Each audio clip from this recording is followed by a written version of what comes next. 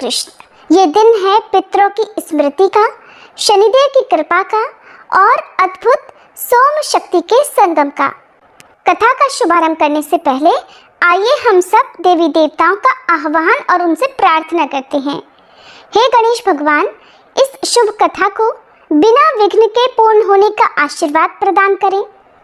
हे माँ पार्वती, जिनके संयोग से सृष्टि चलती है, जिनके योग से शक्ति और शिवजी का सामंजस्य बना रहता है, आपको हमारा प्रणाम है। हे नीलकंठ, हे जगदम्बा पार्वती, आप हमें संयम, करुणा और चेतना प्रदान करें कि हम इस कथा को धैर्य और श्रद्धा के साथ श्रवण कर सकें। हे कर्म फल प्रदाता, हे न्यायकर्ता, आपका स्मरण जीवन के अंधकार को प्रकाश में बदल देता है। हे शनिदेव, कृपा करें कि हमारे दोष शांत हो और हम अपने कर्मों में स्थिर और सच्चे बन सकें। हे पितृगण, आप हमारे मूल हैं, हमारे अस्तित्व की नींव हैं। आपकी कृपा से ही जीवन में सुख, संतति और समृद्धि आती है।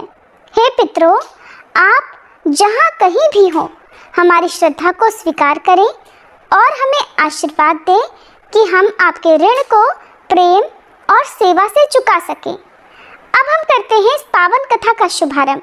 श्रवण कीजिए पूर्ण श्रद्धा और समर्पण के साथ। सोमवती अमावस्या के दिन सुहागिन महिलाएं भगवान शिव की पूजा करके अखंड सौभाग्य की कामना करती हैं और सोमवती देवी से आशीर्वाद मांगती हैं कि जैसे उनका सुहाग अखंडित रहा, वैसे ही उनका भी सौभाग्य और सुहाग बना रहे। और इस अमावस्या के दिन सुहागिन महिलाएं पूजा करने के बाद जो व्रत कथा सुनती या पढ़ती है वो इस प्रकार है। पौराणिक कथा के अनुसार एक साहूकार के 7 बेटे और एक बेटी थी। उनके घर अक्सर एक ब्राह्मण भिक्षा मांगने आया करता था। जब भी साहूकार की बेटी भिक्षा लेकर आती तो वह ब्राह्मण भिक्षा लेने से मना कर दिया करता और कहता था कि तुम्हारे भाग्य में सौभाग्य नहीं, वैधव्य लिखा है।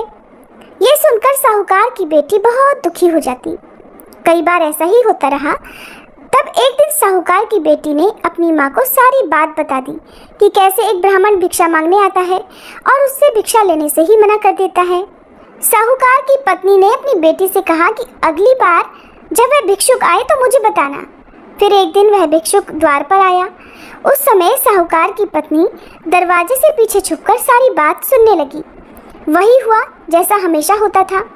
भिक्षुक ने साहूकार की बेटी से भिक्षा लेने से मना कर दिया और कहने लगा कि तुम्हारे भाग्य में सुहाग नहीं, विधवा होना लिखा है। इस बात को सुनकर साहूकार की पत्नी दरवाजे की आड़ से बाहर आकर भिक्षुक से कहने लगी कि एक तो हम भिक्षा दे रहे हैं, ऊपर से आप हमें अशुभ बातें बता रहे हैं। ब्राह्मण ने कहा कि मैं जो कुछ भी कह रहा हूँ वो सच है। आपकी बेटी के भाग्य में ऐसा ही लिखा है। जब विवाह के समय आपकी बेटी फेरे ले रही होगी, उसी समय सांप आकर इसके पति को काट लेगा और यह विधवा हो जाएगी। ब्राह्मण की ऐसी बातें सुनकर साहूकार की पत्नी दुखी हुई, लेकिन फिर ब्राह्मण से बोली कि अगर आपको ये पता है कि ये विधवा होगी तो आपको ये भी पता हो सकता है कि फिर इसके सुहाग की रक्षा कैसे हो सकेगी। साहूकार की पत्नी के ऐसा पूछने पर ब्राह्मण ने कहा कि यहाँ से बहुत दूर पर एक गाँव है जहाँ पर एक सोना धोबन रहती है। वह हर सोमवती अमावस्या को व्रत रखती है, इससे उसका सुहाग अटल है। अगर वह आकर अपना सुहाग आपकी बेटी को दे देगी तभी इसका वैधव्य टल सकता है। ब्राह्मण की बात सुनकर साहूकार की पत्नी ने ब्राह्मण का धन्यवाद किया और वह सोना धोबन की खोज में निकल पड़ी। एक दिन बहुत तेज धूप के कारण पीपल की छाया में बैठकर आराम कर रही थी। तभी उसने देखा कि एक सांप आया और उस पीपल के पेड़ पर गरुड़ के बच्चों को खाने के लिए चढ़ने लगा। साहूकार की पत्नी ने देखकर उस सांप को मार दिया और गरुड़ के बच्चों की रक्षा की। इतनी ही देर में गरुड़ भी वहां आ गया और देखा कि आसपास खून ही खून फैला हुआ है। गरुड़ को लगा कि साहूकार की पत्नी ने ही उसके बच्चों को नुकसान पहुंचाया है, इसलिए गरुड़ ने चोंच से उस पर हमला कर दिया। लेकिन फिर साहूकार की पत्नी ने किसी तरह उसे रोका और बताया कि उसने तो उसके बच्चों की रक्षा की है। गरुड़ ने जब इस सच को जाना तब कहने लगा कि तुमने मेरे बच्चों की रक्षा की है, इसलिए बताओ कि मैं कैसे तुम्हारी सहायता कर सकता हूँ। साहूकारनी ने तब गरुड़ को बताया कि वह सोना धोबन की तलाश में निकली हुई है। अगर वह उसे वहां तक पहुंचा दे तो बड़ा उपकार होगा।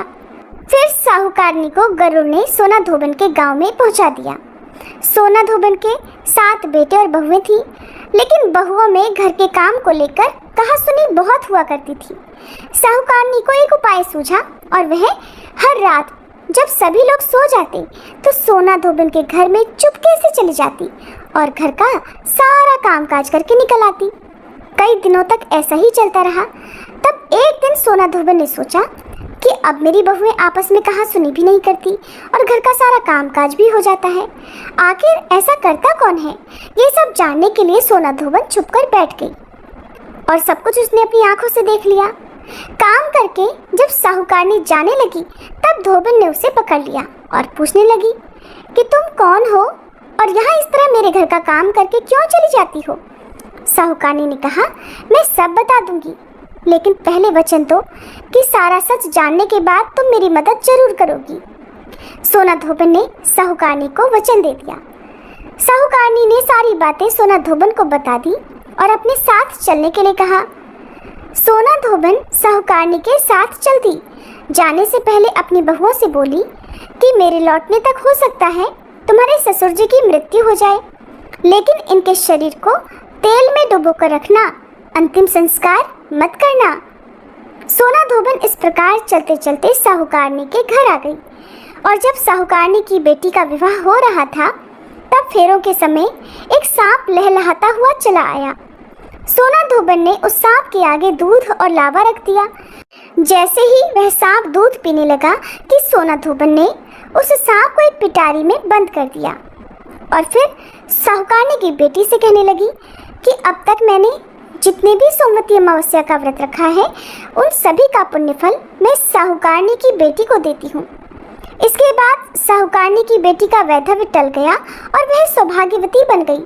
इधर सोना धोबन ने पकड़े हुए सांप को दूर जंगल में ले जाकर छोड़ दिया। फिर सोना धोबन अपने गांव लौटने लगी। तब एक दिन रास्ते में ही सोमवती अमावस्या पड़ गई। सोना धोबन ने इस दिन व्रत रखा और पीपल की पूजा की, कथा का पाठ भी किया। इसी बीच घर में सोना धोबन के पति की मृत्यु हो गई थी। जब वह वापस अपने घर लौटी तब उसने अपने रास्ते में किए हुए सोमवती अमावस्या का पुण्य अपने पति को दे दिया। इससे उसका मरा हुआ पति फिर से जीवित हो उठा।